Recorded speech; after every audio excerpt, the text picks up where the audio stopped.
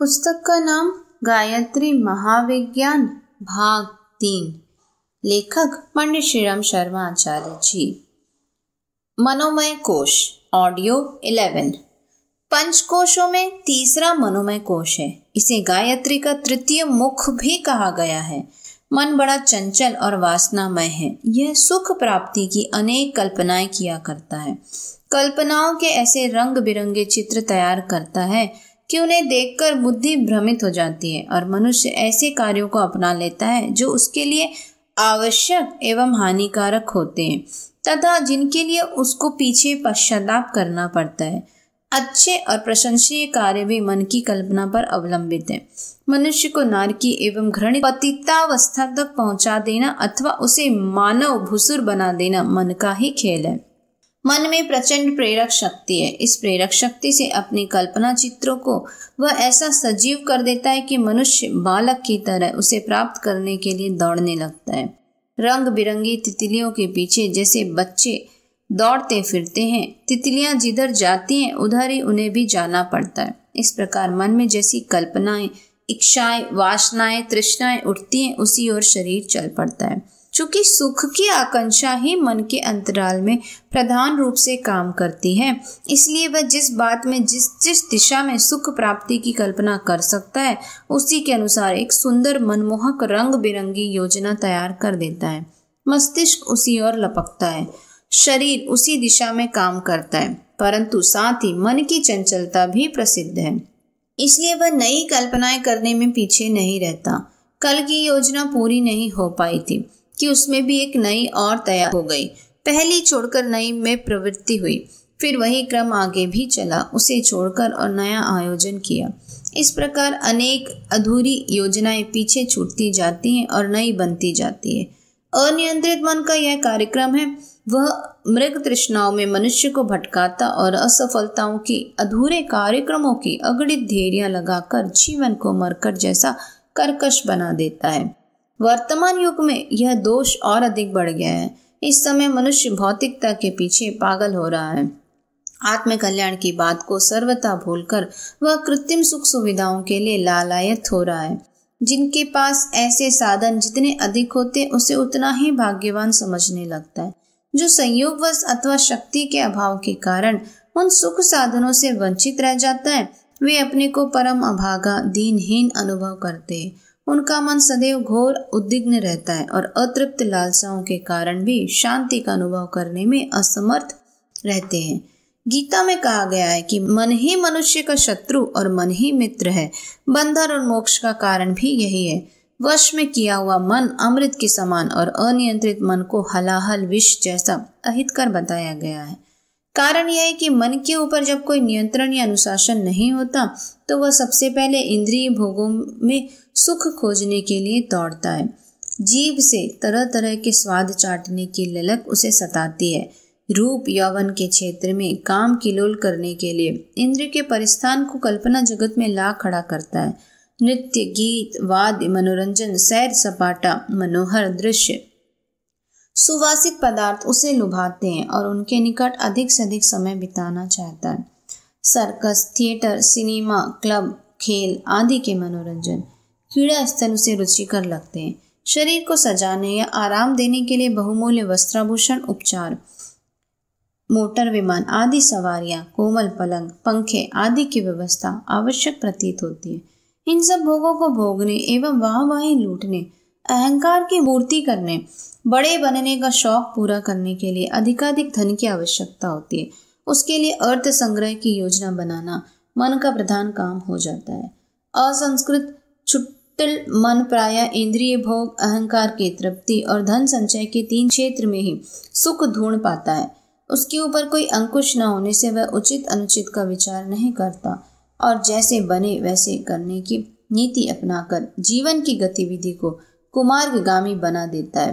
मन की दौड़ स्वच्छंद होने पर बुद्धि का अंकुश भी नहीं रहता।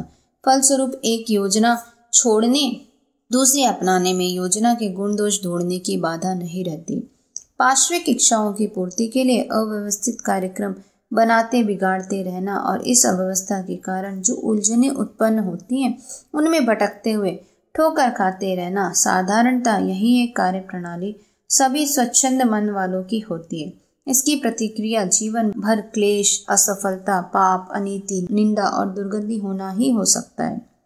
मन का वश में होने में अर्थ है उसका बुद्धि के विवेक के नियंत्रण में होना। बुद्धि जिस बात में औचित्य अनुभव करे, कल्याण देखे, आत्मा का हित, लाभ, स्वार्थ समझे, उसके अनुरूप कल्पना करने, योजना बनाने, प्रेरणा देने का काम करने को मन तैयार हो जाए तो समझना चाहिए कि मन वश में हो गया है। क्षण क्षण में अनावश्यक दौड़ लगाना, निरर्थक स्मृतियों और कल्पनाओं में भ्रमण करना अनियंत्रित मन का काम है। जब वह वश में हो जाता है तो जिस एक काम पर लगा दिया जाए उसमें लग जाता है। मन की एकाग्रता एवं तन्मयता में इतनी प्रचंड शक्ति है कि उस शक्ति की तुलना संसार की और किसी शक्ति से नहीं हो सकती।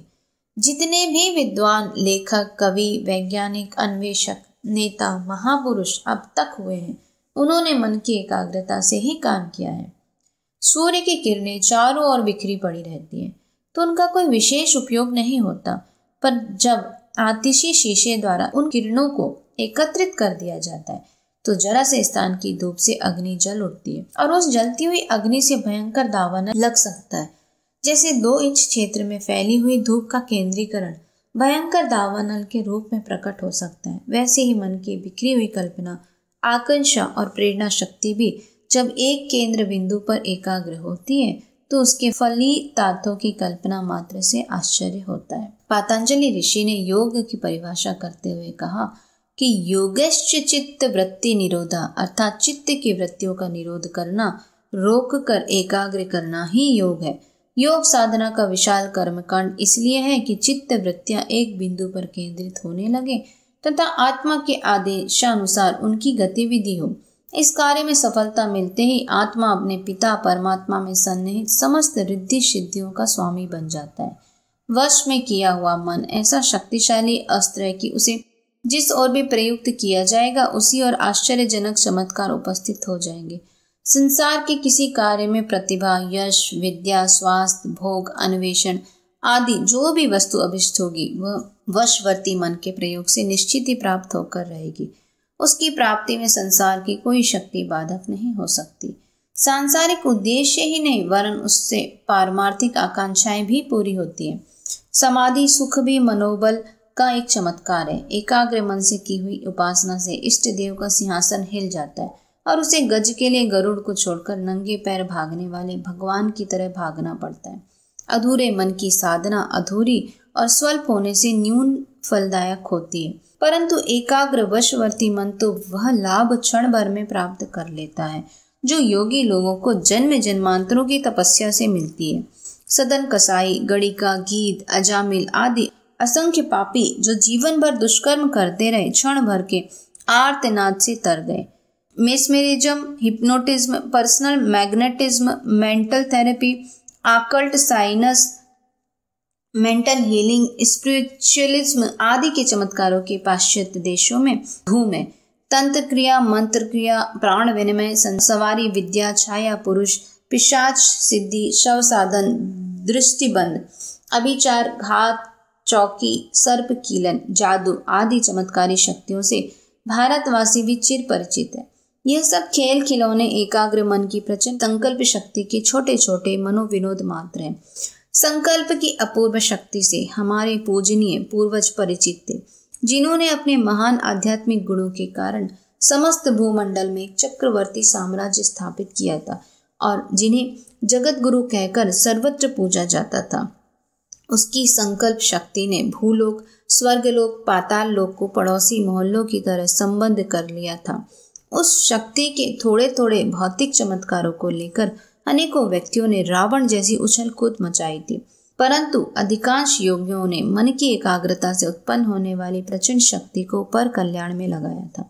अर्जुन को पता था कि मन को वश में करने से कैसी अद्भुत सिद्धियां मिल सकती है, इसलिए उसने गीता में भगवान कृष्ण से पूछा, हे अच्युत, मन को वश में करने की विधि मुझे बताइए, क्योंकि वह वायु को वश में करने के समान कठिन है। वश में किया हुआ मन भूलोक का कल्प वृक्ष है। ऐसे महान पदार्थ को प्राप्त करना कठिन होना भी चाहिए। अर्जुन ने ठीक कहा है कि मन को वश में करना वायु को वश में करने के समान कठिन है। वायु को तो यंत्रों द्वारा किसी डिब्बे में बंद भी किया जा सकता है, पर मन को वश में करने का तो कोई यंत्र भी नहीं है। भगवान कृष्ण ने अर्जुन को 2 उपाय मन को वश में करने के बताए, अभ्यास और वैराग्य। अभ्यास का अर्थ है वे योग साधनाएं जो मन को रोकती हैं। वैराग्य का अर्थ है व्यवहारिक जीवन को संयमशील और व्यवस्थित बनाना। विषय विकार, आलस्य, प्रमाद, दुर्व्यसन, दुराचार, लोलुपता, समय का दुरुपयोग, कार्यक्रम की अव्यवस्था आदि कारणों से सांसारिक अधोगति होती है और लोभ, क्रोध, तृष्णा आदि से मानसिक अधःपतन होता है। शारीरिक, मानसिक और सामाजिक बुराइयों से बचते हुए सादा, सरल, आदर्शवादी, शांतिमय जीवन बिताने की कला वैराग्य कहलाती है। कई आदमी घर छोड़कर भीख टूक मांगते फिरना, विचित्र देश बनाना, अव्यवस्थित कार्यक्रम से जहां तहां मारे मारे फिरना ही वैराग्य समझते हैं और ऐसा ही ऊटपटांग जीवन बनाकर पीछे परेशान होते हैं। वैराग्य का वास्तविक तात्पर्य राग से निवृत्त होना। बुरी भावनाओं और आदतों से बचने का अभ्यास करने के लिए ऐसे वातावरण में रहना पड़ता है जहां उनसे बचने का अवसर हो। तैरने के लिए पानी का होना आवश्यक है। तैरने का प्रयोजन भी यह है कि पानी में डूबने के खतरे से बचने की योग्यता मिल जाए। पानी से दूर रहकर तैरना नहीं आ सकता। इसी प्रकार राग द्वेष जहाँ उत्पन्न होता है उस क्षेत्र में रहकर उन बुराइयों पर विजय प्राप्त करना ही वैराग्य की सफलता है। कोई व्यक्ति जंगल में एकांतवासी रहे तो नहीं कहा जा सकता कि वैराग्य हो गया, क्योंकि जंगल में वैराग्य की अपेक्षा ही नहीं होती। जब तक परीक्षा द्वारा यह नहीं जान लिया गया कि हमने राग उत्पन्न करने वाले अवसर होते हुए भी उस पर विजय प्राप्त कर ली, तब तक यह नहीं समझना चाहिए कि कोई एकांतवासी वस्तुतः वैराग्य ही है। प्रलोभनों को जीतना ही वैराग्य है और यह विजय वही हो सकती है जहाँ वे बुराइयां मौजूद हो। इसलिए गृहस्थ में सांसारिक जीवन में सुव्यवस्थित हो रहकर रागों पर विजय प्राप्त करने को वैराग्य कहना चाहिए। अभ्यास के लिए योग शास्त्रों में ऐसी कितनी ही साधनाओं का वर्णन है जिनके द्वारा मन की चंचलता, घुड़दौड़, विषय लोलुपता और ऐष्णा प्रवृत्ति को रोककर उसे ऋतंबरा बुद्धि के अंतरात्मा के अधीन किया जा सकता है। इन साधनाओं को मनोलय योग कहते हैं। मनोलय के अंतर्गत ध्यान, त्राटक, जप, तन्मात्रा साधन, ये 4 साधन प्रधान रूप से आते हैं। इन चारों का मनोमय कोश की साधना में महत्वपूर्ण स्थान है।